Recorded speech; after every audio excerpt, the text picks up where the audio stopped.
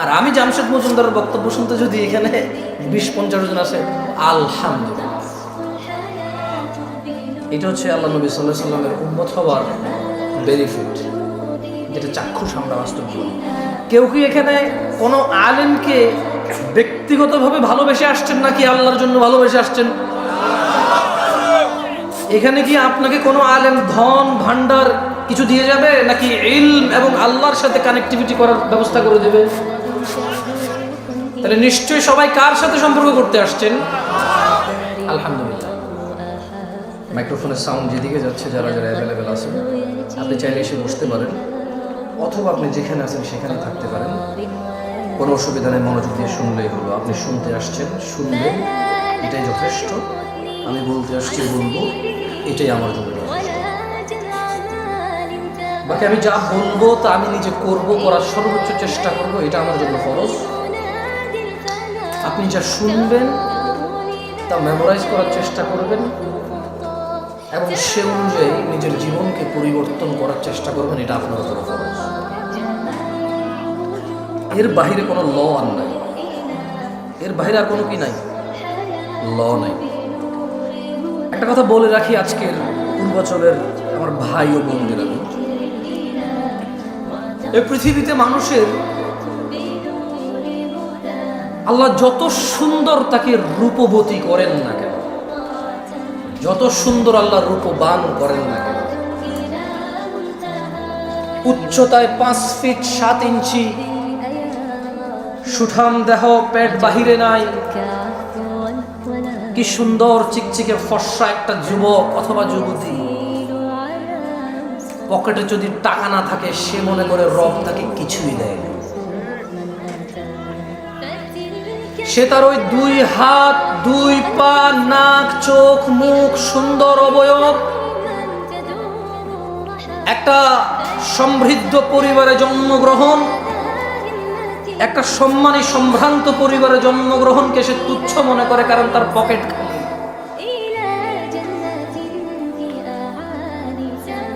বর্তমান যুবক যুবতী, বৃদ্ধ বৃদ্ধা সবাই রিজিক মানি টাকা, রিজিক মানি ডলার, রিজিক মানি রিয়াল, রিজিক মানি সোনা দানা গয়না, দালান কোঠা, জায়গা জমি, গাড়ি বাড়ি। এর বাহিরে কোনো কিছু রিস্ক মনে করে নাকি?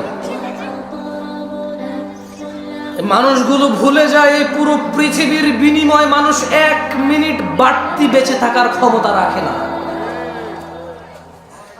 এ মানুষগুলো ভুলে যায়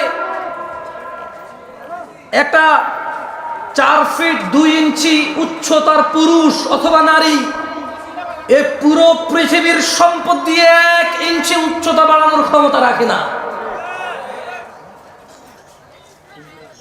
মানুষ তার যৌবনের রিজিককে অস্বীকার করে সম্পদের সামনে তুচ্ছ করে। সে ভুলে যায় 60-70 বছরের বৃদ্ধ পুরো পৃথিবী আর পৃথিবীতে যা আছে সব কিছু ঢেলে দিয়ে যৌবন ফিরাতে পারে না। যুবক তার যৌবন নিয়ে সন্তুষ্ট না। বৃদ্ধ তার এই যে 30, 40, 50 পর্যন্ত অন্যায় অপরাধ করেছে, এখন একটু নামাজ, রোজা, হজ, যাকাত, ভালো মন্দ কথাবার্তা, নেক আমাল করে, সে যে 70 বছর বেঁচে আছে, এটা যে তার জন্য বড় নিয়ামত, সেটাকে তুচ্ছ মনে করে। বাংলাদেশিদের কাছে টাকার উপরে কোনো রিজিক নাই, যে কোনো মূল্যে উপার্জন করতে হবে। আজকে আলোচনার বিষয় রিস্ক। যদিও আমার ইসলামের সবগুলো বিষয়ের প্রতি, ইসলামের মোটামুটি অনেক বিষয় আমার জানাই নাই, যেগুলো জানি খুবই সামান্য জানি। এর মধ্যে ওমা তৌফিকি ইল্লা বিল্লাহ, আল্লাহ যতটুকু সামর্থ্য দেয় নিজের মতো করে কোরআন ও সুন্নাহ আপনাদের সামনে তুলে ধরার চেষ্টা করবো রিজিক নিয়ে। আল্লাহ সুবহানাহু ওয়া তাআলা বলেন কোরআনুল কারীমে, আউযু বিল্লাহি মিনাশ শাইতানির রাজীম, ওয়ামা খালাকতুল জিন্না ওয়াল ইনসা ইল্লা লিয়াবুদুন। আর আমি সৃষ্টি করেছি জিন এবং মানুষ এজন্যই যে যাতে তারা কেবল আমি আল্লাহর ইবাদত করে। মা উরিদু মিনহুম মির রিজক ওয়া মা উরিদু আন ইউতঈমুন, আমি আল্লাহ এদেরকে সৃষ্টি করেছি শুধু ইবাদত করার জন্য, মানুষ আর জিনকে। মা উরিদু মিনহুম মিন রিজক, আমি আল্লাহর এদের কারো কাছে রিজিক চাই না। ওয়া মা উরিদু আন ইউতঈমুন, আমি এটাও চাই না যে মানুষ আর জিন মিলে কিছু করে আমাকে খাওয়াবে। ওয়া মা খালাকতুল জিন্না ওয়াল ইনসা ইল্লা লিয়াবুদুন, আমি মানুষ আর জিনকে সৃষ্টি করেছি ইবাদতের জন্য, কেউ আমাকে রিজিক দেবে অথবা আমাকে খাওয়াবে। আচ্ছা, একটা কথা বুঝুন তো, এখানে আল্লাহ প্রথমে রিজিক বললো, পরে খাওয়াম বললো, তার মানে ইসলামে খাওয়া দাওয়াকে রিজিক বলে না, তাআম বলে। কি বলে? আরবিতে খাওয়া দাওয়াকে তাআম বলে। কি বলে? বাট রিজকের অংশ। কিসের অংশ? জামা কাপড়কে লিবাস বলে। কি বলে? রিজকের অংশ, কিন্তু রিজিক বলে না। মানে এটাই শুধু রিজিক, জামা কাপড় অন্ন বস্ত্র এরকম করে স্পেসিফিক করে না। লিবাস কিন্তু রিজক, তাআম কিন্তু রিজক, আল মাল কিন্তু রিজক, সুস্থতা রিজক, সম্মান রিজক, ইলম রিজক, বাচ্চা কাচ্চা রিজক। সো আমরা বাংলাদেশিরা কনফিউজড, আমরা দ্বিধাদ্বন্দ্বের মধ্যে ভুগতেছি যে সম্পদ নাই মানে কিচ্ছু নাই, সম্পদ না মানে রিজিক নাই। আল্লাহ বলছেন ইন্নাল্লাহা হুয়ার রাজ্জাকু যুল কুওয়াতিল মাতিন, নিশ্চয় তিনিই তো রিজিক দাতা, প্রবল শক্তিধর পরাক্রমশালী। তাহলে আল্লাহ মানুষ আর জিনকে কেন সৃষ্টি করেছে? আল্লাহ কি মানুষ থেকে মানে তাআম, খাদ্য এবং রিজিক চায়? কি জন্য সৃষ্টি করেছে আল্লাহ? তিনি চায় আমরা কি করি? খাদ্য আর রিজিক তো উনি চায় না। এরপরে বলছে ইন্নাল্লাহা রাজ্জাকু যুল কুওয়াতিল মাতিন, নিশ্চয়ই তিনি আল্লাহ, নিশ্চয়ই আল্লাহ তিনি তো রিজিক দাতা এবং প্রবল শক্তিধর মহাপরাক্রমশালী। দিনী ভাইরা, আপনি যতই চুরি, দাড়ি, ডাকাতি, মারামারি, রাহাজানি, হত্যা, খুন, গুম, দুর্নীতি, সুদ, ঘুষ, আপনি পৃথিবীর যত অন্যায় অবলম্বন করেন না কেন, রিজক নির্ধারিত। আপনি আপনার নিজের রিজিক নিজে চুরি করেন, ডাকাতি করেন, ঘুষ খান, সুদ খান, অন্য কারো খাইতে পারেন না, এগুলো নির্ধারিত আল্লাহর পক্ষ থেকে। আল্লাহ সুবহানাহু ওয়া তাআলা বলেন ইন্না কুল্লা শাইইন খালাকনাহু বিকদর, নিশ্চয়ই আমরা প্রত্যেক কিছু সৃষ্টি করেছি নির্ধারিত পরিমাপে। তিনি সুবহানাহু ওয়া তাআলা প্রত্যেকটা জিনিস, শুধু মানুষ নয়, যত কিছু তিনি সৃষ্টি করেছেন সব কিছুর তিনি কি করেছেন?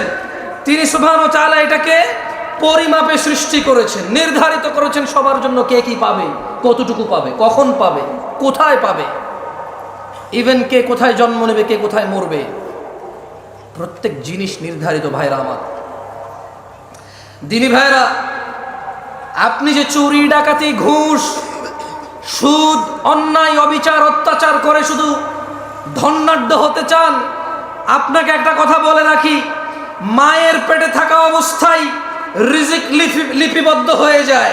চুরি ডাকাতি করে বাড়ানো যায় না, হালাল পথে থাকলে কারো কমে যায় না, মায়ের পেটে থাকা অবস্থায় রিজিক লিপিবদ্ধ হয়ে যায়। ভাইরা আমার, আল্লাহ নবী সাল্লাল্লাহু আলাইহি ওয়াসাল্লাম বলেন ইয়াবআতুল্লাহু মালাকান ফায়ু'মারু বিআরবা'a, আল্লাহ একজন ফেরেশতাকে প্রেরণ করেন, তাকে চারটি ব্যাপারে লিপিবদ্ধ করার জন্য নির্দেশ প্রদান করেন। আল্লাহ সুবহানাহু ওয়া তাআলা বাচ্চা যখন মায়ের পেটে থাকে, একজন ফেরেশতাকে কি করেন?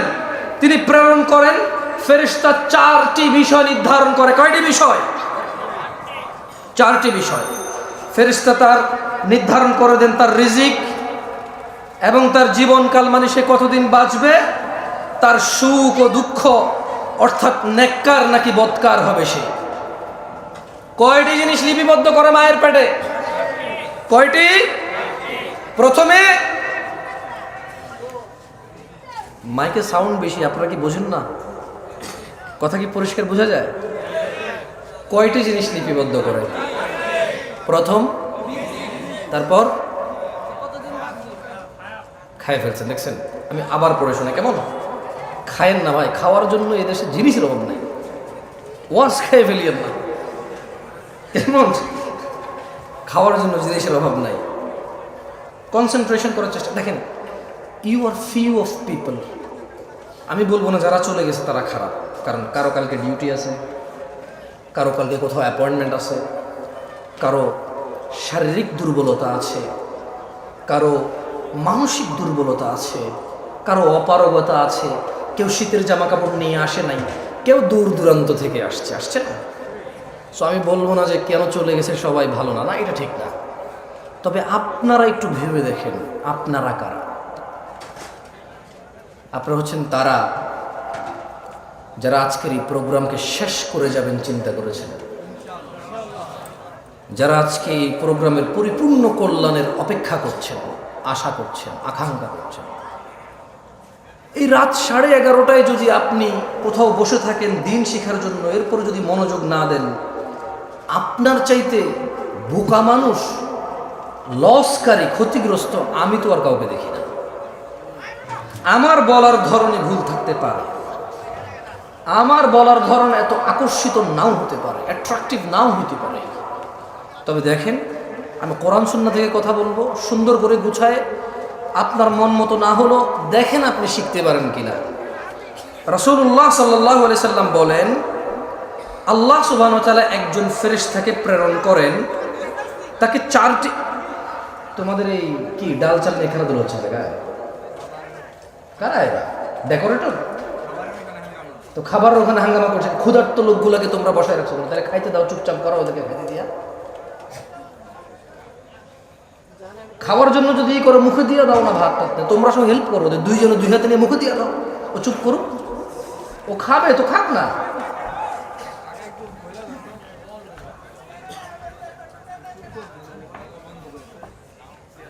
এভাবে তো ভাই কথা বলা যাবে।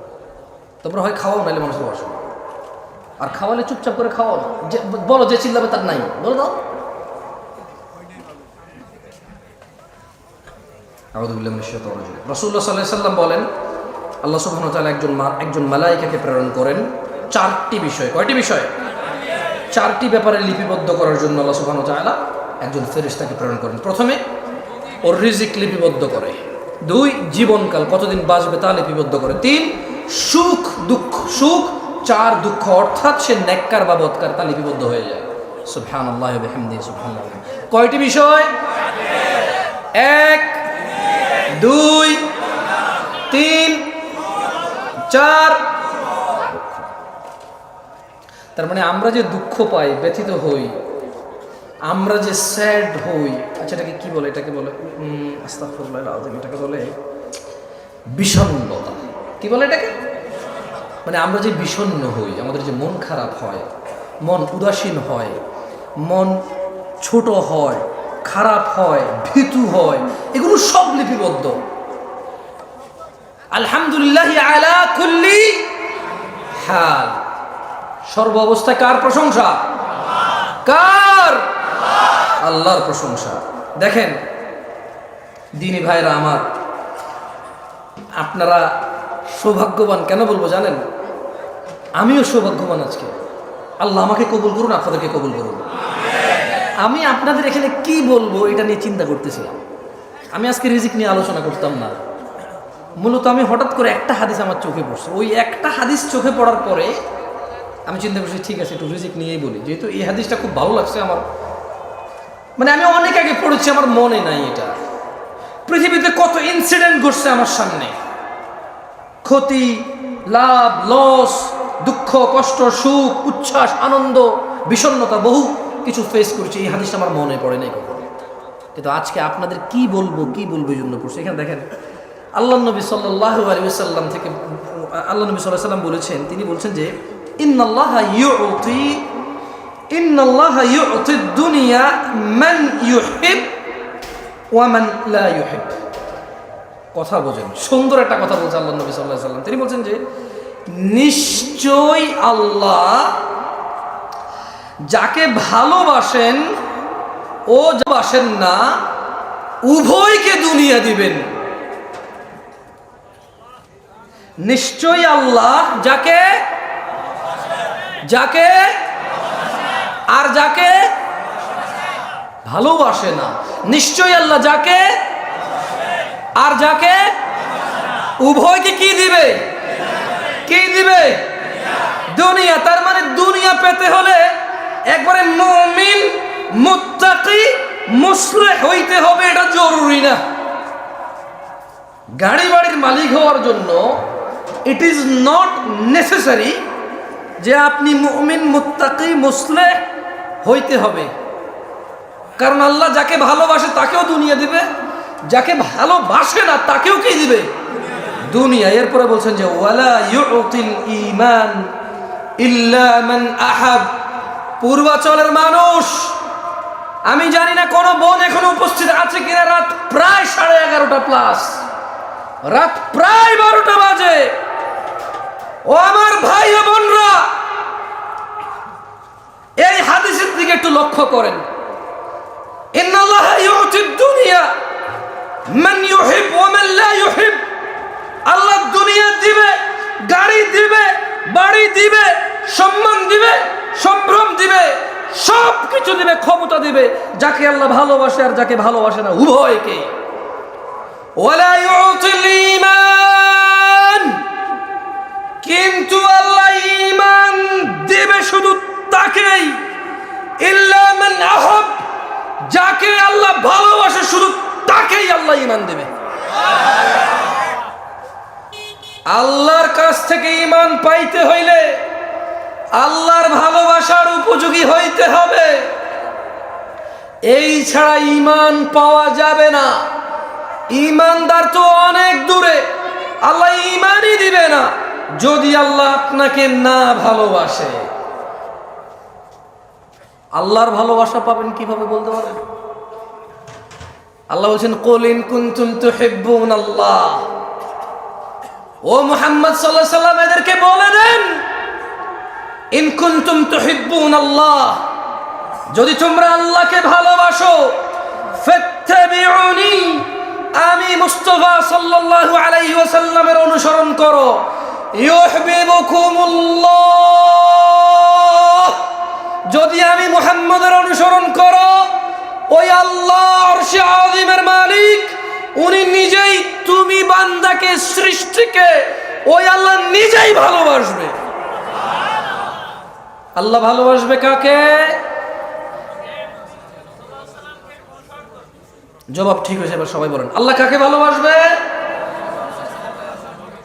যে নবীর অনুসরণ করে। আল্লাহ কাকে ভালোবাসবে? আল্লাহ কাকে ভালোবাসবে? যে বাঁ হাতে খায় সে কি নবীর অনুসরণ করে? যে টাকনুর নিচে পড়ে সে কি রাসূলের অনুসরণ করে? যে দাঁড়িয়ে দাঁড়িয়ে খায় সে কি রাসূলের অনুসরণ করে? যে ডান পায়ে টয়লেটে যায় সে কি রাসূলের অনুসরণ করে? যে বাম পায়ে মসজিদে ঢুকে সে কি রাসূলের অনুসরণ করে? যে গালিগালাজ করে সে কি নবীর অনুসরণ করে? যে হারামখোর সে কি নবীর অনুসরণ করে? যে জিনাকারী সে কি নবীর অনুসরণ করে? যে দ্বীনের মধ্যে নেকির আশায় নতুন নতুন সুন্দর সুন্দর ভালো ভালো কাজ করে ইবাদত বলে চালিয়ে দেয়, অথচ নবী বলেনি, সে কি নবীর অনুসরণ করে? তাহলে কে নবীর অনুসরণ করে? কুল্লু উম্মতি ইয়াদখুলুনাল জান্নাহ। ইয়া নাস, মানুষ, তিনি সাল্লাল্লাহু আলাইহি ওয়াসাল্লাম বলেছে কুল্লু উম্মতি ইয়াদখুলুনাল জান্নাহ, আমার উম্মতের সবাই জান্নাতে যাবে। সুবহানাল্লাহ। ইল্লা মান আবা, আবা জান্নাতে যাবে না। সাহাবারা বললেন ইয়া রাসূলুল্লাহ সাল্লাল্লাহু আলাইহি ওয়াসাল্লাম, ওয়া মান ইয়াবা ইয়া রাসূলুল্লাহ সাল্লাল্লাহু আলাইহি ওয়াসাল্লাম, ইয়া রাসূলুল্লাহ কে আবা?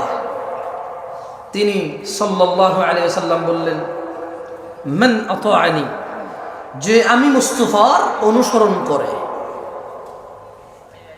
যে আমি মুহাম্মদের অনুসরণ করে, দাখালাল জান্নাহ, সে জান্নাতে যাবে।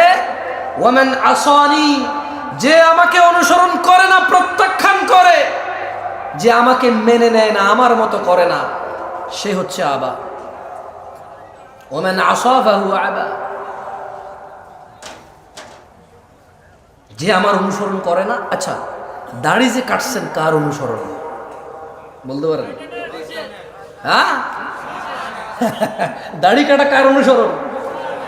ওই যে ছেলে ছিঁড়া প্যান্ট পরে আসছে কার অনুসরণ? এই যে এখানে ছেলে এখান দিয়ে চুল এমনি কাটছে কার অনুসরণ? এই যে ছেলে 7 number 8 number 10 number 11 number jersey ছাড়া পরবে না কার অনুসরণ? এই যে 10-12টা মানুষ একটা কিছু একটা নিয়ে ঘুরলো, কিছু একটা করলো, 11 কোটি 12 কোটি মানুষ টিভিতে মাঠে ঘাটে বসে বসে দেখে কার অনুসরণ?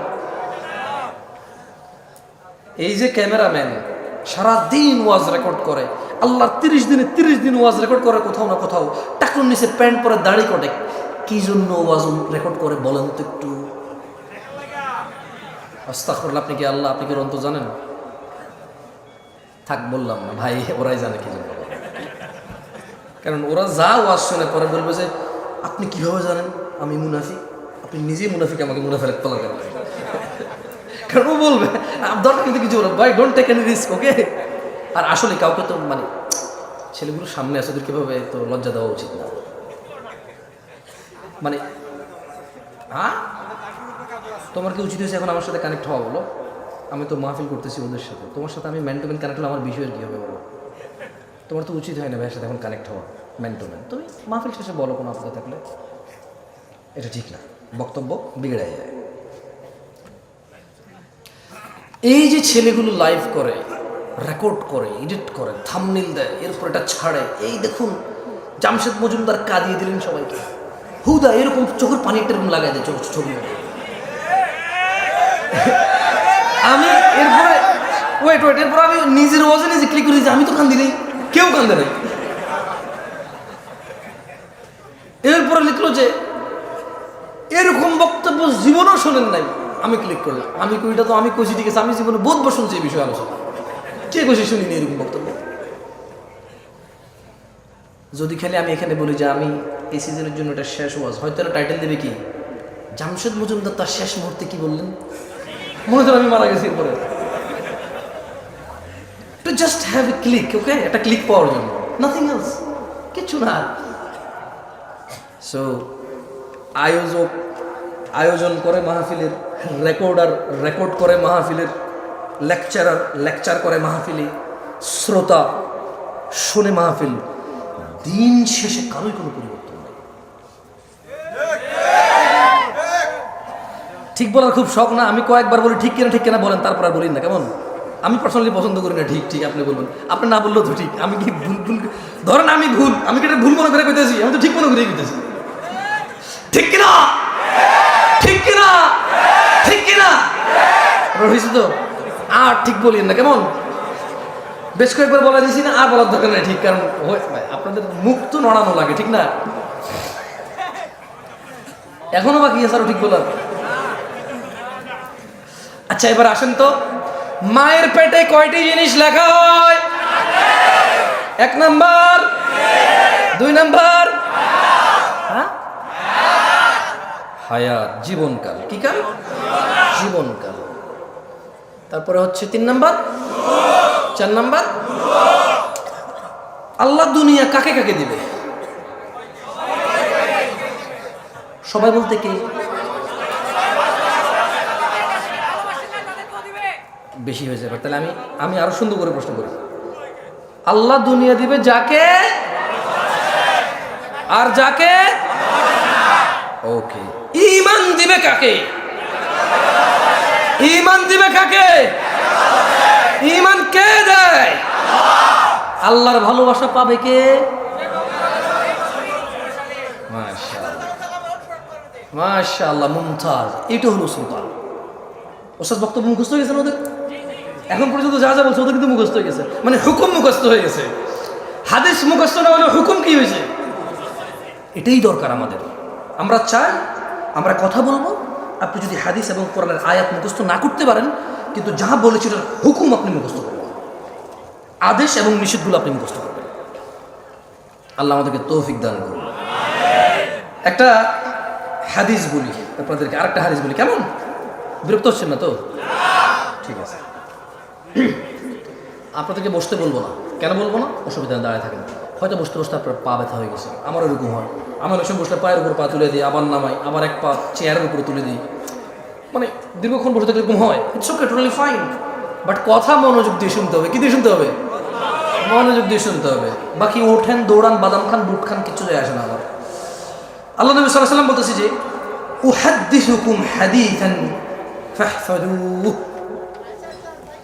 আল্লাহ নবী বলছেন যে আমি তোমাদের একটি কথা বলছি, তোমরা তা মুখস্থ রাখবে। কে বলেছে? কে বলেছে? সাল্লাল্লাহু। কয়টি কথা বলবে? আমরা কি করতে হবে? আবার খাই ফেলছেন। আরে আপনি খান নাই ভাই, কেউ কেউ খাইছে। ওকে, আমি আবার জিজ্ঞেস করি। আল্লাহ নবী সাল্লাল্লাহু আলাইহি ওয়াসাল্লাম বললেন উহাদ্দিসুকুম হাদিসান ফাহফাযুহু। আমি তোমাদের একটি কথা বলছি, তোমরা তা মুখস্থ রাখবে। তাহলে একটি কথা কে বলছে? আল্লাহ নবী সাল্লাল্লাহু আলাইহি ওয়াসাল্লাম। কয়টি কথা বলছে? কি করতে বলছে এটা?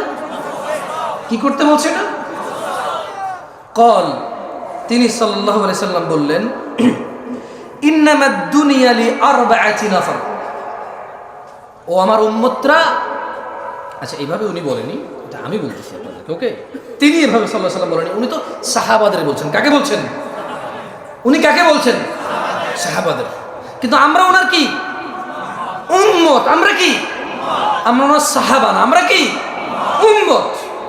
তিনি ওনার সাহাবাদের মাধ্যমে, সাহাবাদের প্লাসে কিয়ামত পর্যন্ত যত মানুষ এই পৃথিবীতে আসবে সবার জন্য সমান বিধান, সবার জন্য সমান বিধান। তিনি বলছেন যে উহাদ্দিসুকুম হাদিসান ফাহফাযুহু।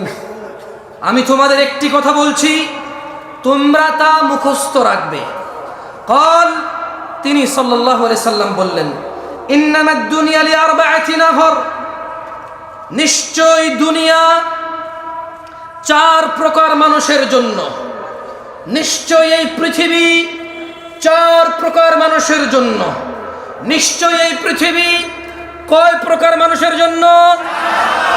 নিশ্চয় এই পৃথিবী চার প্রকার মানুষের জন্য। আবিদিন রাযাকাহুল্লাহু মালান ওয়া ইলমা। আল্লাহ তাআলা যে বান্দাকে ধন, সম্পদ ও ইলম দান করেছেন, এ হলো এক প্রকার। এই পৃথিবী কয় প্রকার মানুষের জন্য?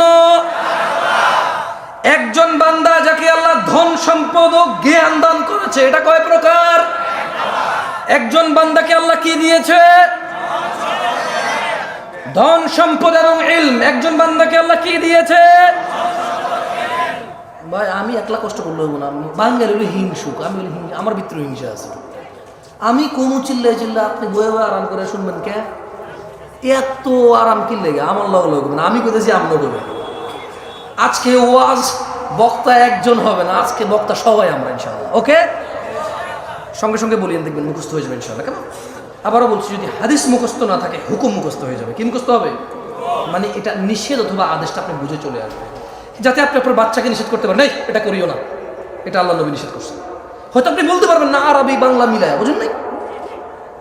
আচ্ছা, হাত পায়েগুলো নড়ে, এটাও আপত্তি, ক্যামেরা যারা দেখে আমার, সরি। আল্লাহ নবী সাল্লাল্লাহু আলাইহি সাল্লাম কয়টি কথা মুখস্থ রাখতে বলেছেন? একটি। কয়টি? এই দুনিয়াতে কত প্রকার মানুষের জন্য পৃথিবী? কত প্রকার? এক প্রকার কি?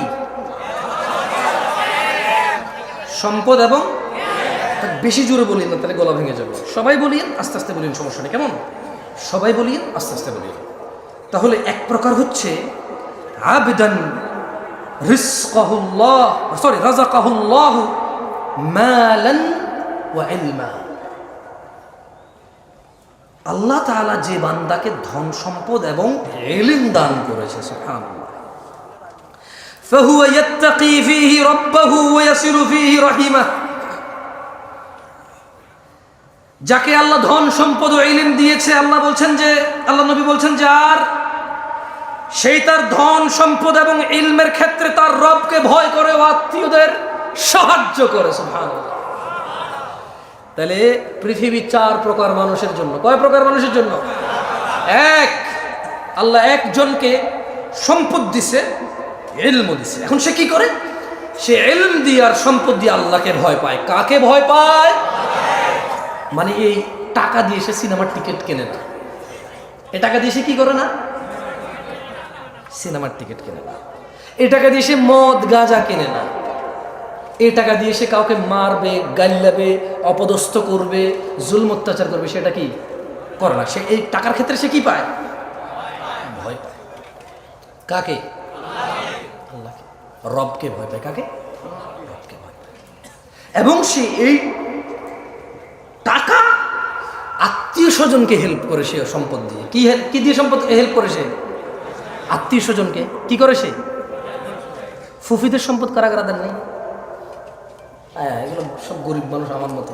রাত 12টা বাজে বড় লোক। এখন মানে কোন জায়গায় কনসার্ট চলতেছে, কোন জায়গায় একটু বৈশা নির্জনে অথবা হোটেলে বসে একটু গাঁজা মাজা খাওয়া যায়। সরি, সব বড় লোক বলছি না ভাই, গরিব এখন টিকটিকির ল্যাস খায় ভাই। যার কাছে পয়সা আছে সেই ইয়াবা গাঁজা খায়, যার কাছে পয়সা নাই পুরান মোজা সঙ্গে দেখি না। সেটা সম্পর্কে জানতে লাগে। আমি রিসেন্টলি দেখেছি, আমি অনেক জায়গায় কথাটা বলেছি, তখন আমি বিয়ে করেছি নতুন, আরও অনেক ইয়াং, একদম মোটামুটি 8-10 বছর আগের কথা বলতেছি। তো বাংলাদেশি তো আমি প্রথমবার আসছি, আমি তো বাংলাদেশ সম্পর্কে তেমন জানি না, তেমন মানে জানি না। তখন বিয়ে শাদী করলাম, চিটং যাচ্ছি। কর্নেলহাট নাম শুনছেন? চিটং কর্নেলহাট মানে এটা এখানের আগে, সিটি গেটের পরে। তো এখন আমি যখনই নামতাম, ট্রেনে করে যাইতাম বা কর্নেলহাটে নামতাম, একটু শ্বশুর বাড়িতে যাবো, একটু ফল ফ্রুট নিতে হবে না। তো কর্নেলহাট তো এটা তো Dhaka Chittagong road highway, overbridge আছে ওই কর্নেলহাট, ছোট্ট একটা বাজার, ওভারব্রিজ। মজার ঘটনা বলতেছি, তোমরা শোনো। আমি বাংলাদেশে নতুন তখন, এখন এক ছেলেকে দেখি যে পলিথিনের ভিতরে জুতার যে আঠা ঘাম আছে না, এই জুতার ঘাম পলিথিনের ভিতরে। এখন সে কি করছে, আমি যখন ওভারব্রিজটা পার হচ্ছিলাম, সে ওভারব্রিজের উপরে শুয়ে আছে, আর পলিথিনটা টান দিয়ে পলিথিনটা ছোট হয়ে যায়, আবার সেটা ফুলায়, আর সে এমন করতেছে। আচ্ছা, মজার কথা বলি, ছেলেটা এত বড়, আমার মনে হয় তার বয়স 10 থেকে 15 বছরের ভিতরে হবে, যদি সে গ্রোথ ভালো না হয়। আর যদি তার গ্রোথ ভালো হয় তাহলে 8 থেকে 12 বছর। কত বছর? 8 থেকে 12 বছর একটা ছেলে। আমার তো ভাই সৌদি আরব থেকে আসছি নতুন, বুঝুন না, মন মানসিকতা একদম নরম তাজা, কিছু জানি না তো বাংলাদেশের। আমি তো শ্বশুর বাড়িতে ফল ফ্রুট নিয়ে যাওয়ার চিন্তায়, টাকা পয়সা যা টুকটাক ছিল। এখন আমি রাস্তার এই পাশে নামছি, তো ওই পাশে হলো ফল দোকান, ওভারব্রিজ আছে। আমি এর সাথে বসছি, বসার পরে আমি ওরা জাগাচ্ছি, এই ছোট ভাই ওঠো ভাই। দেখলাম যে মানুষ হেঁটে যাচ্ছে, আসতেছে, যাচ্ছে, কেউ কোনো ওর দিকে ভ্রুক্ষেপ করতেছে না, আমি বসে আছি ওর সাথে।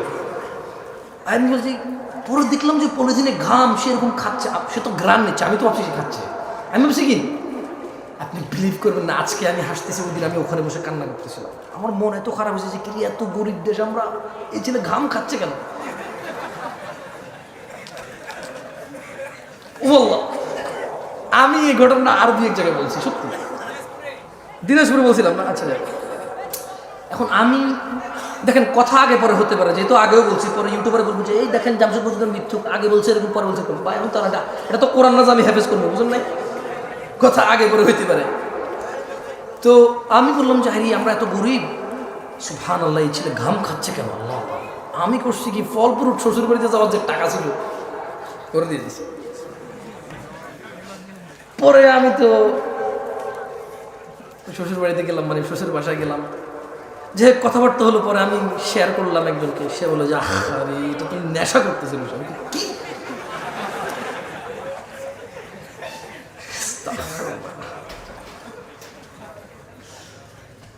অপরাধ করতে টাকা লাগে না, অপরাধ করতে কি লাগে না? টাকা লাগে না। মানুষ অপরাধ করেই তো টাকার জন্য। যদি অপরাধ করতে টাকা লাগতো, তাহলে টাকা থাকার পরে অপরাধ করতে পারতো, কিন্তু সে অপরাধ করেই তো টাকার জন্য।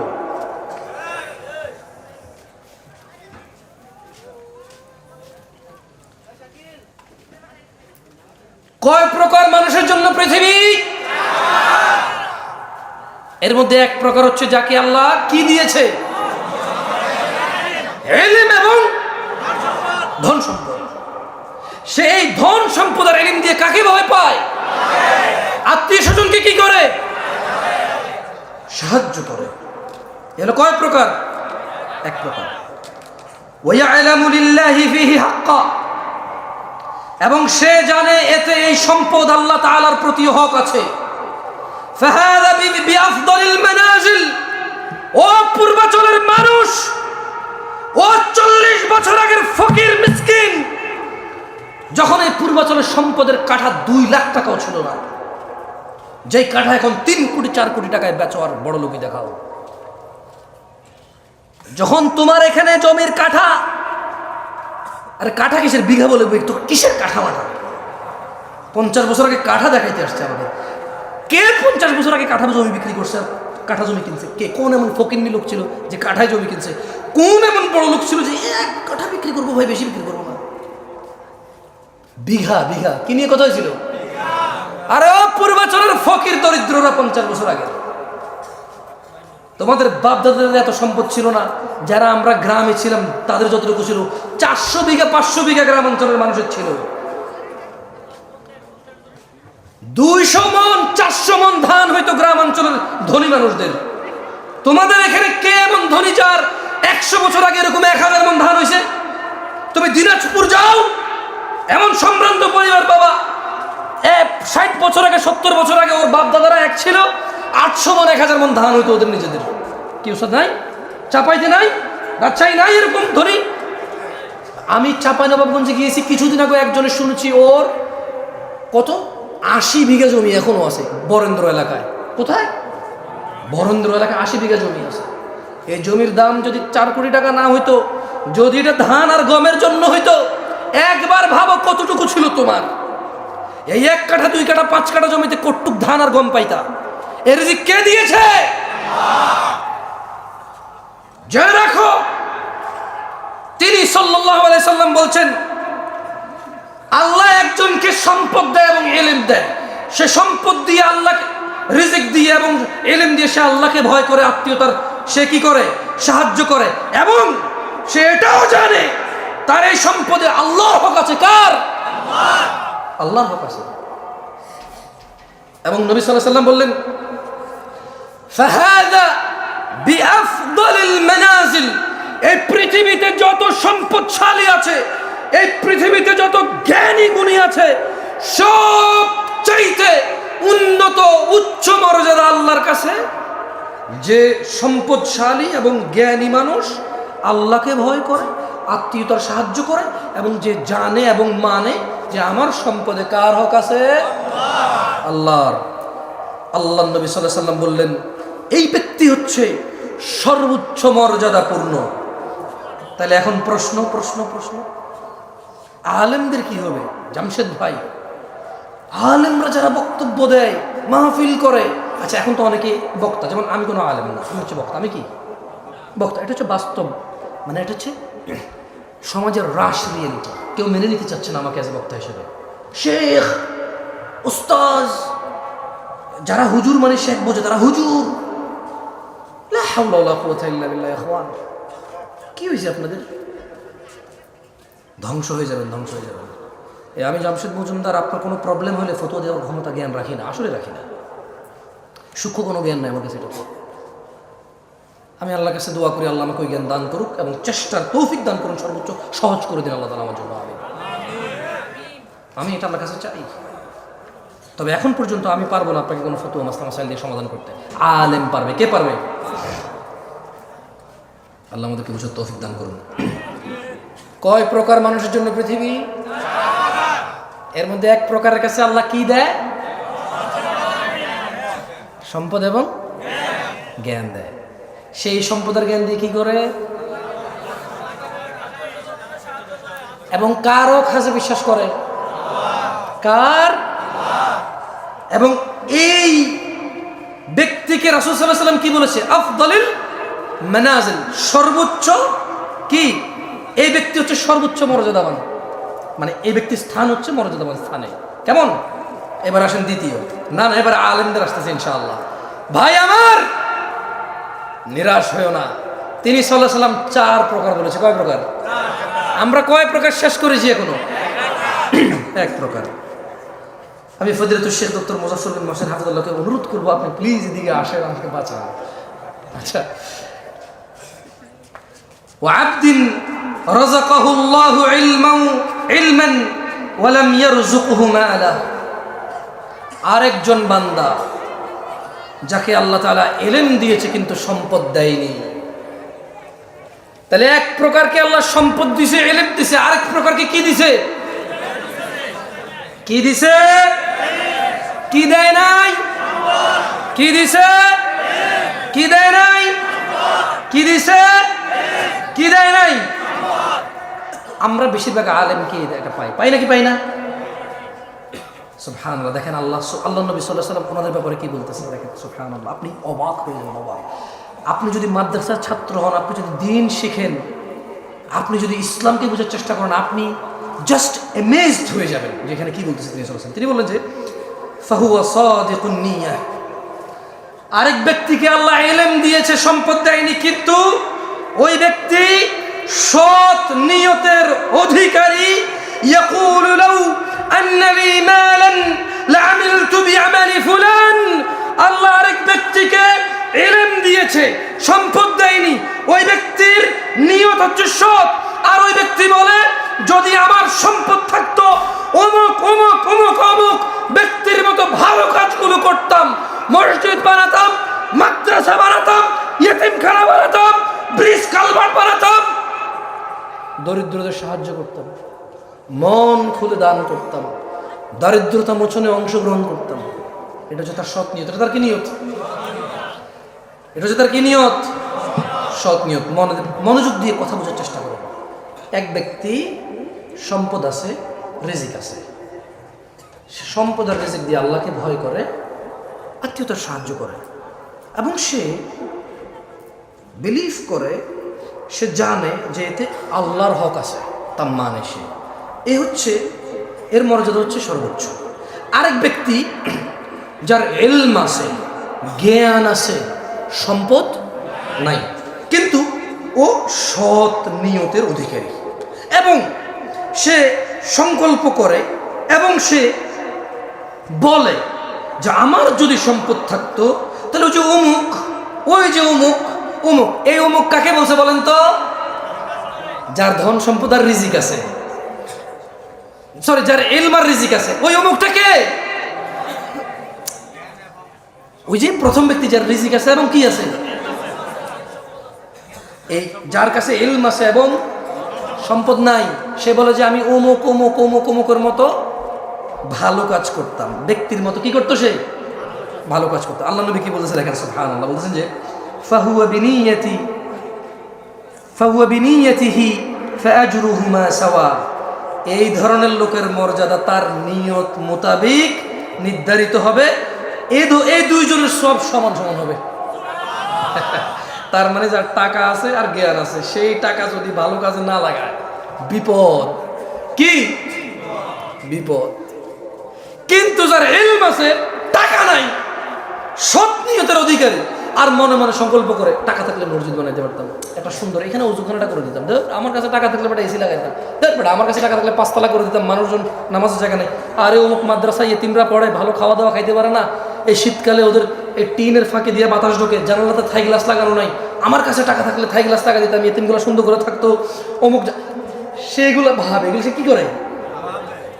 এতেই তার ওই যে ব্যক্তি করে, টাকা খরচ করে, এর সব সমান সমান হয়ে যাবে। সুবহানাল্লাহ। তাহলে কয় প্রকার পাইলাম আমরা এখন পর্যন্ত? পৃথিবী কয় প্রকার মানুষের জন্য? এক প্রকার মানুষের কি আছে? সম্পদ, এবং সেই সম্পদ ইলম দিয়ে কি করে, এবং কার হক আছে মানে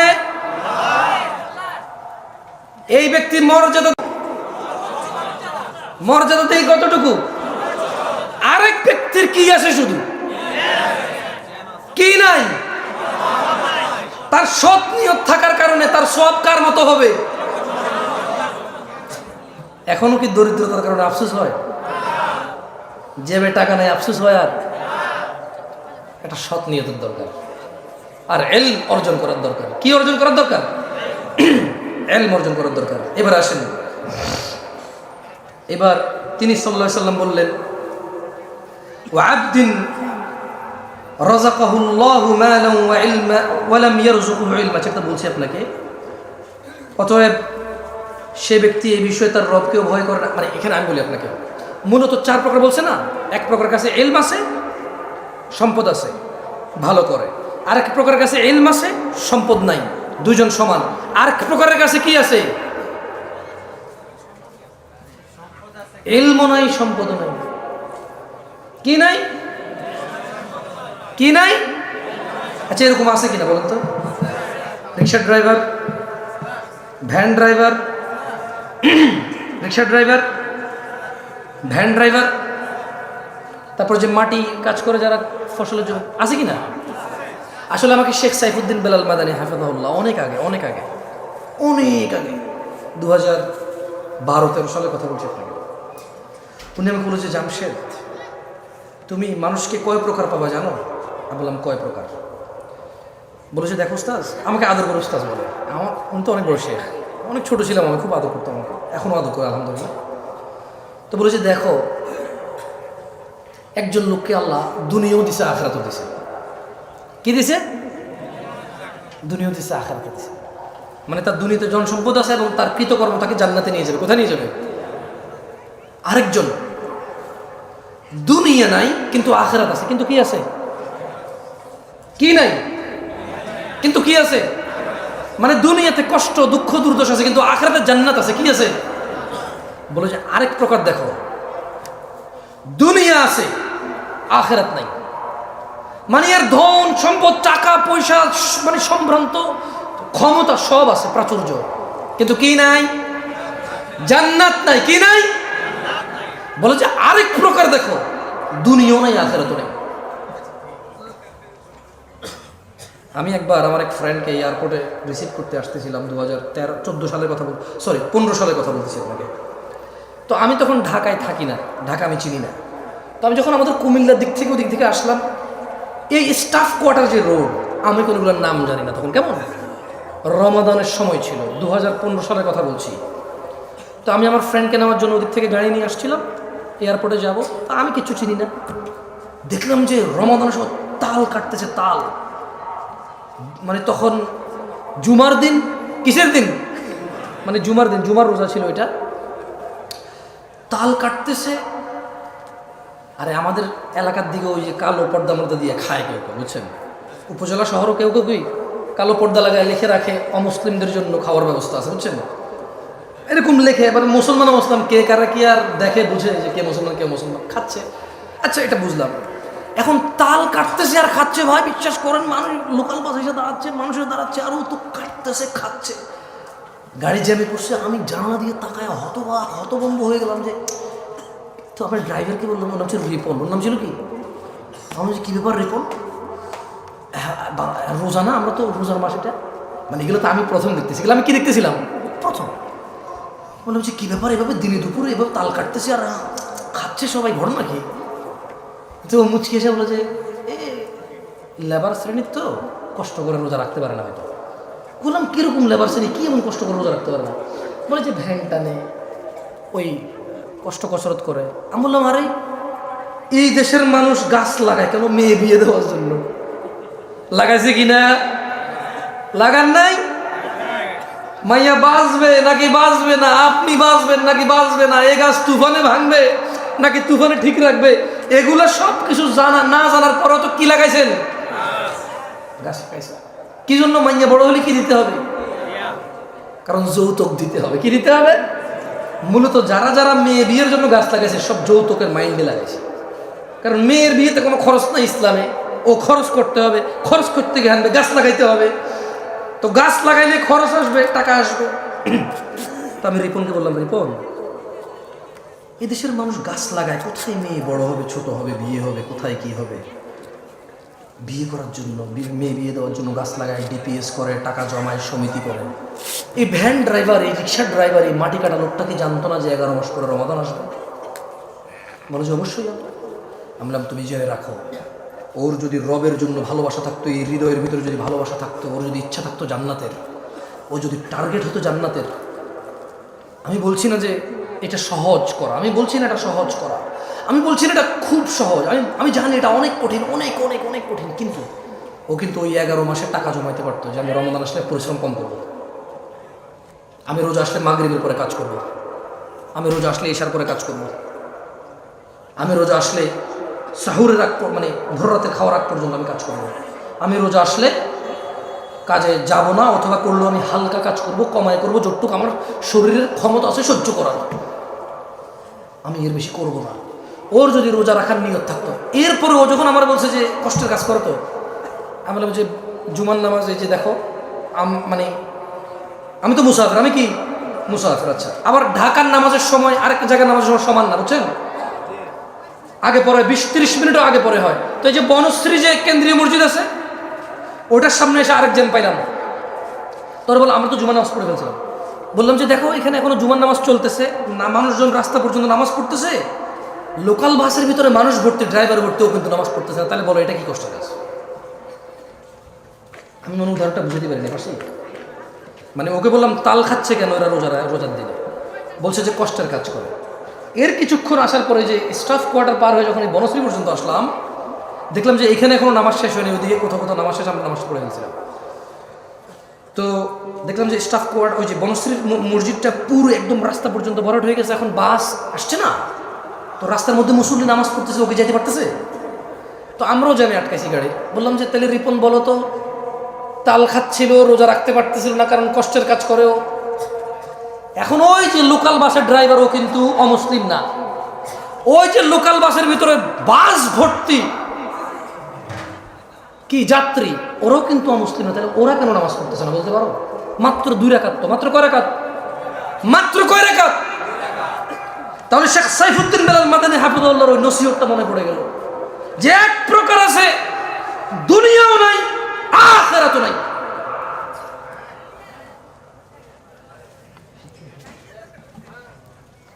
আল্লাহ সুবহানাহু ওয়া তাআলা আমাদেরকে বোঝার তৌফিক দান করুন দিনী ভাইরা।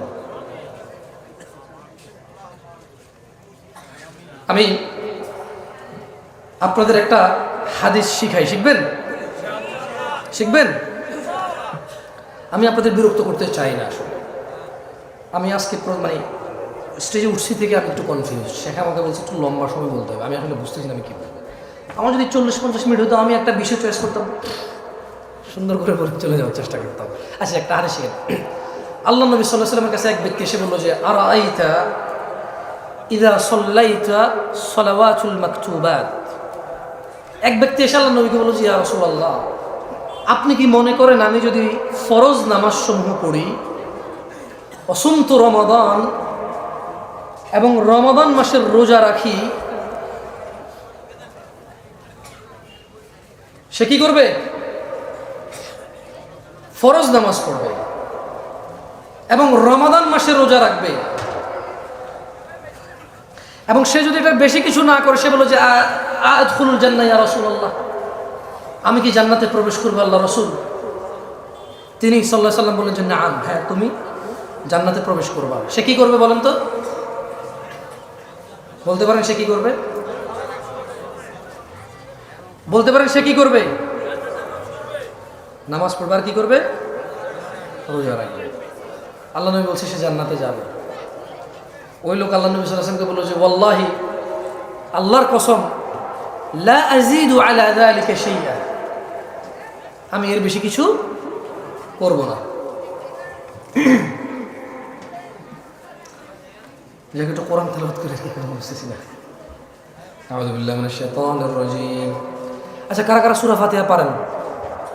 সূরাতুল ফাতিহা কারা কারা পারেন? আসলেই পারেন? ভাই আপনি পড়েন তো, ওঠেন। হাসেন কেন? উনি আপনি পারেন বলছেন না, পড়েন। হ্যাঁ ওঠেন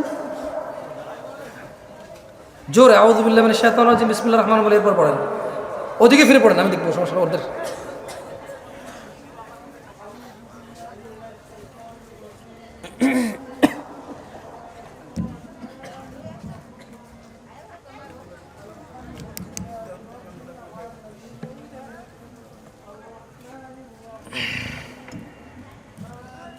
এটা খোলা যাবে না? দিয়ে আসো, ওকে দিয়ে আসো।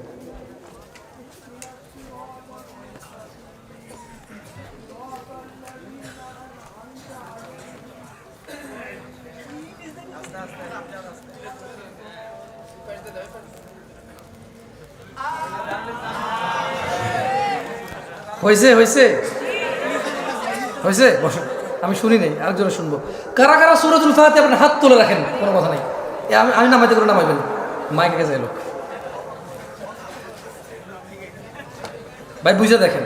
ওকে, এবার হাত নামান। আরেকটা কথা বলি, কারা কারা সহি শুদ্ধভাবে হুরুফ উচ্চারণ করে পড়তে পারেন, হাত তোলেন। এইবার প্রশ্ন ঠিক করছি, এইবার প্রশ্ন কি করছি, ঠিক করছি। কি বাকিরা কি সহি শুদ্ধভাবে পারেন না? দেন এই ভদ্রলোকরা দেন, সামনে এই লোকরা দেন। আপনি পড়া শুরু করেন, মাইক আসলে সমস্যা নেই।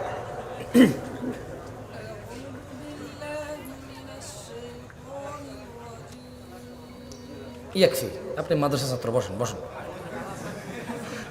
উনি আগে থেকে যান, আমি জানি। আমি তো মাদ্রাসার ছাত্র না, মাদ্রাসার ছাত্র না ভাই। আপনি সূরাতুল ফাতিহা পড়েন তো, দিকে আসুন। আপনি, হ্যাঁ আপনি পড়বেন না, লজ্জা পেলে তার ধরবেন না, পড়বেন না? না ভাই, জামশেদ পর্যন্ত দাওয়াত দিয়ে না, কখন যে কোন বিপদ আয়োজন করবো এসে পড়ে। মনে কিছু করেন না, আমি দেখেছি বহু আয়োজক টাকুন নিচে প্যান্ট। আমি এই দেশের মাটিতে দেখেছি বহু আয়োজক দাড়ি শেভ করা। আয়োজন মাহফিলের, আয়োজন পুরো জাতির হিদায়াতের, শুধু নিজেকে বাদ দিয়ে। আবার ঠিক ঠিক করেন, ঠিক বলাইছি না আপনাকে একবার? আপনাকে ঠিক বলাইছি না? তা আবার ঠিক বলছেন কেন? আমি এই দেশে বহু, আচ্ছা, বর্তমানে মসজিদের সভাপতির যে অবস্থা, ওয়াজের আয়োজকের সেই অবস্থা প্রায় জায়গায়।